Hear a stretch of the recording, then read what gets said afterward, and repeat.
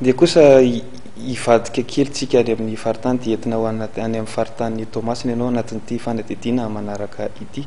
Zava-dehibe roa sosona no tanterahana tao Tomasina tamin'ity androany ity dia ny fahatongavan'ilay sambo hôpitaly lehibe Mercy Chips ary ny fankalazana ny andron'ny filatsahana Sitrapo.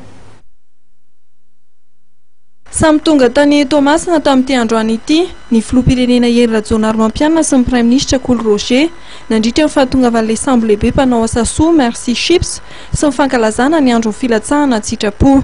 Ankoatr'izay dia nanome tablety sy boky milanja 7 taona ho an'ny lycée Aorabe Mananjara ihany koa ny filoham-pirenena ary nampanantena fa ho avozina ny latabatra sy ny tablio ary ny toerana ahafahana manao fanatanjahantena ao amin'ity lycée ity.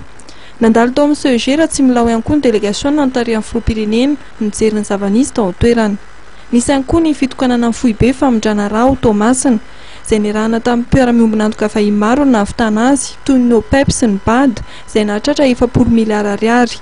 Nahazo ny anjarany ihany koa i Tomasina taorian'ny Antsirabe Fianaratsoa Mahajanga Antsiranana ary Toliary amin'izay foibe famondrana rà izay.